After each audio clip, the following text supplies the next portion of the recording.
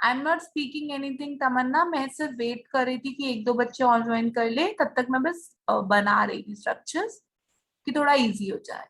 ठीक है, आई am not speaking anything.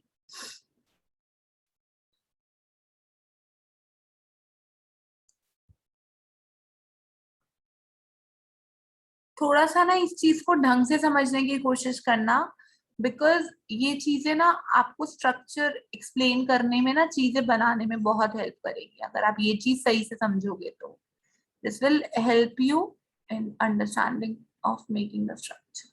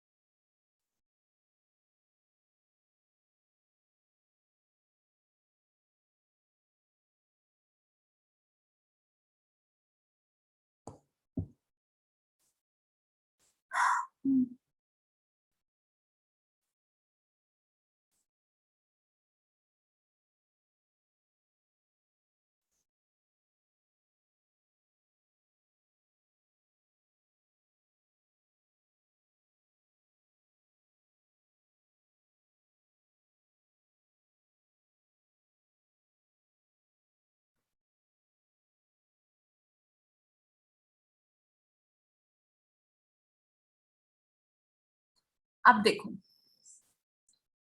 कैटिकोल अमीन, कैटिकोल का मतलब क्या होता है? देखो, कैट अमीन मतलब NH2 होना चाहिए। कैटिकोल का मतलब होता है benzene with 2 OH group is catechol, और बेंजीन विद एक OH होगा उसे फिनॉल बोलेंगे, और बेंजीन विद 2 OH होंगे उसे कैटिकोल बोलेंगे। सो अगर कोई आपसे कैटिकोल अमीन का स्ट्रक्चर पूछे तो ये बेंजीन विथ 2 OH और साथ में कोई एल्काइल चेन है जिसके ऊपर NH2 है। This is the structure of catechol amine. Clear? Yes और no? Is it clear? Catechol amine का स्ट्रक्चर क्लियर हुआ, नहीं क्लियर हुआ? Just tell me that, is this structure clear to everyone? Is catecholamine clear to everyone? What is catecholamine? Catechol plus amine. Amine मतलब NH2 और catechol मतलब वो। और कैटिकोल अमीन, अमीन का मतलब ये नहीं कि 2 CH2 दो हो, 3 हो, 4 हो, कितने भी हो, बट साथ में NH2 होना चाहिए। अब मुझे बताओ ये किसका स्ट्रक्चर है? इसका नाम पता है आपको? Do you know it's name? इसका नाम पता है आपको? What is this? फर्स्ट वाला कंपाउंड क्या है? Anyone knows its name? Yes or no? अभी थोड़ी देर पहले मैंने डिस्कस करा था, किसी को याद है? Yes or no? Yes, it's tyrosine, अभी डिस्कस किया था मैंने। एंड आई गेस आप लोगों का अमीनो एसिड हो चुका है ना, अनीश सर ने पढ़ा दिया ना आपको? अनीश सर ने आपको पढ़ाया है ना ये अमीनो एसिड्स वगैरह? तो फिर क्यों नहीं याद आप लोगों को स्ट्रक्चर्स? तो ये टायरोसिन है। अब मैंने क्या किया, इस टायरोसिन में से व्हाट आई हैव डन, मैंने एक OH और ऐड कर दिया। ठीक है, so it is called as tyrosine hydroxylase. Yes और नो? हाइड्रोक्सिलेज मतलब हाइड्रोक्सिल ग्रुप लगाना। तो टायरोसिन के ऊपर हाइड्रोक्सिल ग्रुप लगा दिया तो ये बन गया। यस और नो? यस और नो? टायरोसिन के ऊपर मैंने हाइड्रोक्सिल ग्रुप लगा दिया तो ये बन गया कंपाउंड। यस और नो? इसको हम बोलते हैं dopa. This is called as dopa. Clear? Tyrosine के ऊपर एक हाइड्रोक्सिल ग्रुप लगा तो डोपा बन गया। क्या ये आपका कैटेकोलामीन है? सोच के बताओ, ये ध्यान रखना, क्या ये आपका कैटेकोलामीन है dopa? Is dopa catecholamine? Yes और नो? इस डोपा नहीं है ना, OH COH थोड़ी था इसके ऊपर। COH होने की वजह से क्या होता है, ये अमाइड बनने के चांसेस होते हैं, और ये अमाइड बन गया तो अमीन तो रहा ही नहीं। हमेशा याद रखना, जब भी COH और NH2 साथ साथ होते हैं ना, there is a high probability कि वो अमीन ना बचे, वो अमाइड बन जाए। तो इसलिए जब भी COH और NH2 साथ होंगे तो वो अमीन नहीं रह जाते, कहीं ना कहीं उसके अंदर प्रोबेबिलिटी अमाइड की आ जाती है। और कैटिकोल अमीन, उसमें अमीन होना चाहिए, सो this is not your dopa. अब मुझे एक चीज बताओ, नेक्स्ट स्टेप मुझे क्या करना है, मैं अगर यहां से COH हटा दूंगी, मैंने कुछ नहीं करना, बस यहां से COH हटा दिया, तो क्या वो कैटेकोलामीन होगा या नहीं होगा? If I will remove a COH from this place, will it be a catecholamine? Yes or no? It would be catecholamine. और मैंने क्या किया यहाँ पे, COH हटाया, तो कहना है से इस एंजाइम का नाम है डोपा डी कार्बोक्सिलेज। एज जब भी लगा होता है, एज का मीनिंग होता है एंजाइम की बात हो रही है। डी मतलब रिमूव कर दो, डी मतलब रिमूव, कार्बोक्सिलेज मतलब कार्बोक्सिल को रिमूव कर दो। सो क्या इस एंजाइम का नाम डी डोपा डी कार्बोक्सिलेज होगा या नहीं होगा? Just tell me this thing, just tell me this thing, क्या इस एंजाइम का नाम डोपा डी कार्बोक्सिलेज होगा या नहीं होगा? इस ये वाला कंपाउंड बन जाएगा, इसको हम बोलते हैं डोपामिन। तभी बोला कि dopamine is example of catecholamine, क्योंकि ये कैटेकोल है और ये अमीन है। So this is the example of dopamine and dopamine is a catecholamine. Clear? yes or no? yes or no? clear? is it clear? yes or no? अब मैंने किया, मैंने डोपामीन पे एक हाइड्रोक्सिल ग्रुप लगा दिया। अगर मैं डोपामीन पे एक हाइड्रोक्सिल ग्रुप लगा देती हूँ, तो क्या इस एंजाइम को डोपामीन हाइड्रोक्सीलेज बोलेंगे या नहीं बोलेंगे? Will I call it dopamine hydroxylase? As मतलब एंजाइम, हाइड्रोक्सिल मतलब OH ग्रुप, और कहाँ लगाना है? डोपामीन पे लगाना है। So this enzyme is called as dopamine hydroxylase. और इस कंपाउंड को मैं बोलती हूँ नॉर एड्रीनलिन या फिर nor epinephrine. This is the structure of nor adrenaline और नॉर एपिनेफ्रिन। अब यहाँ पे OH है, कोई नहीं, OH थोड़ी NH2 के साथ इतना दूर से रिएक्ट कर रहा है। So this is also a catecholamine. This would also remain a catecholamine. अब मैं क्या करूंगी, लास्ट स्टेप क्या है, मैं इस NH2 के ऊपर एक CH3 ज्वाइन कर दूंगी। मैं इस NH2 के ऊपर एक CH3 ज्वाइन कर दूंगी और ये बन जाएगा एड्रीनलिन या एपिनेफ्रिन।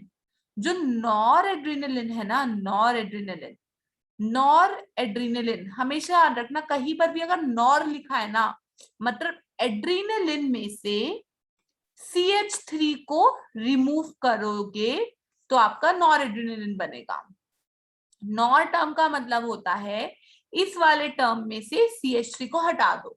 तो हमने यही किया, हमने पहले वाले को नॉर एड्रीनलिन बोला और जब इसके ऊपर CH3 लगा दिया तो ये बन गया एड्रीनलिन। तो अगर आप कंपेयर करोगे नॉर एड्रीनलिन और एड्रीनलिन में, तो दोनों का स्ट्रक्चर बिल्कुल सेम है, सिर्फ नॉर एड्रीनलिन में एक CH3 कम है। समझ आया सबको? Is it clear to everyone? yes or no? Is it clear to everyone? yes or no? Is it clear? yes or no? Clear.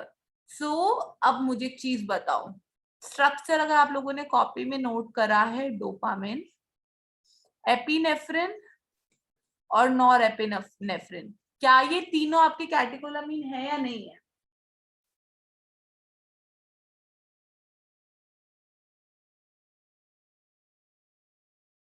Is it clear? yes or no? क्या ये तीनों है या नहीं है? All these 3 are your कैटेकोलामीन।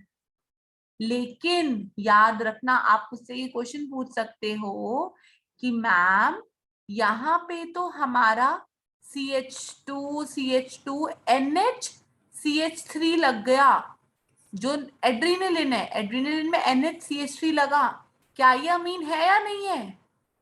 Is it a अमीन और not? Is it a अमीन और not?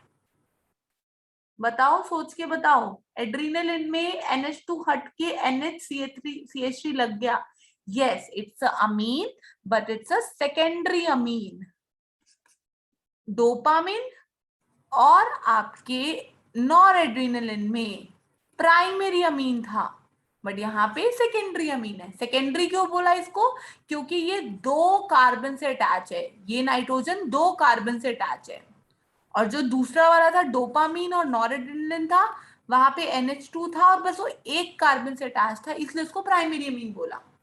समझ आया ना? अगर ये एक नाइट्रोजन 1 कार्बन से अटैच्ड है तो इसको बोलेंगे प्राइमरी अमीन। अगर ये नाइट्रोजन 2 कार्बन से अटैच है तो इसे बोलेंगे सेकेंडरी अमीन। अगर ये नाइट्रोजन तीनों तरह से CH3 से अटैच है तो इसे बोलेंगे टर्शरी अमीन। बट रहेंगे तीनों के तीनों अमीन ही।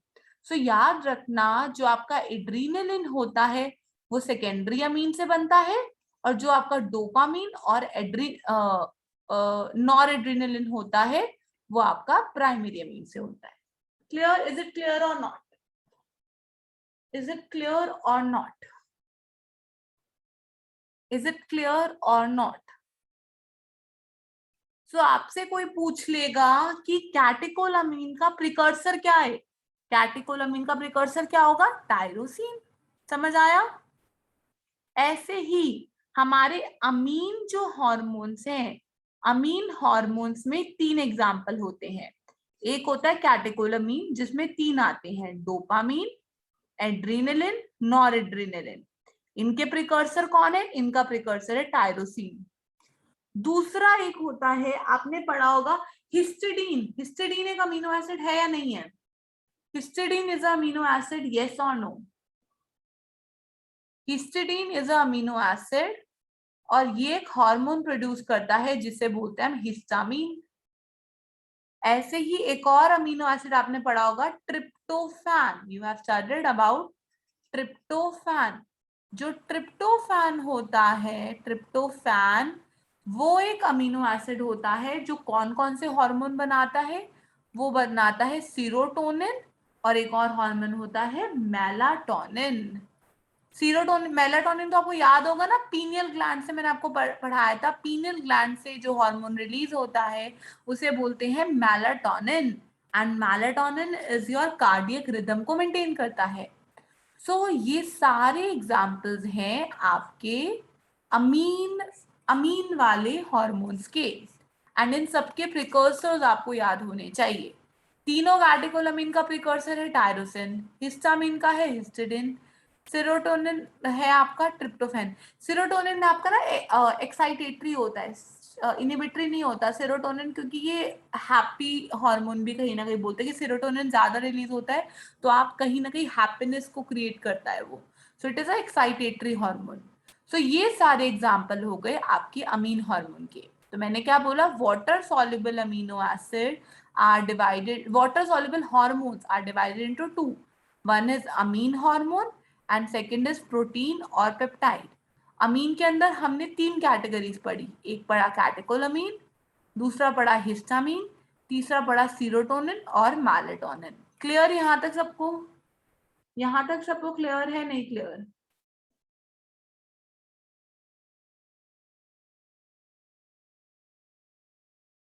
और जब जब अभी ये जो अमीन हार्मोन थे उसमें सिर्फ एक सिंगल सिंगल अमीनो एसिड था, लेकिन अमीनो एसिड्स का अगर पॉलीमर बना दिया गया, अगर अमीनो एसिड का पॉलीमर बना दिया गया तो उनको हम बोलेंगे पेप्टाइड या फिर प्रोटीन हार्मोन्स।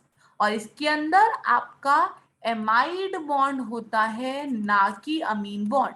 अमीनो एसिड में अमीन बॉन्ड होता है और पॉलीमर में उसका एमाइड बॉन्ड होता है। So peptide hormone and protein hormone are amino acid polymers. ये अमीनो एसिड पॉलीमर्स होते हैं जो स्मॉल, अब जो पेप्टाइड हार्मोन है वो 2 हो सकते हैं, एक हो सकते हैं स्मॉलर प्रोटीन हार्मोन, स्मॉलर, और दूसरे होंगे आपके लार्जर। जो स्मॉलर होते हैं उसमें 3 से लेके 49 अमीनो एसिड्स होते हैं, और जो लार्जर होते हैं उसमें 500 से लेके 200 अमीनो एसिड होते हैं। जो स्मॉलर वाले होते हैं उनको हम बोलते हैं पेप्टाइड हार्मोन्स, और जो लार्जर वाले उसे होते हैं उसे हम बोलते हैं protein hormone. Protein hormone contain amino acids from 550 to 200 and peptide hormone will contain amino acids from 3 to 49 amino acid. Clear है यहाँ तक सबको? यहाँ तक सबको क्लियर? Yes or no?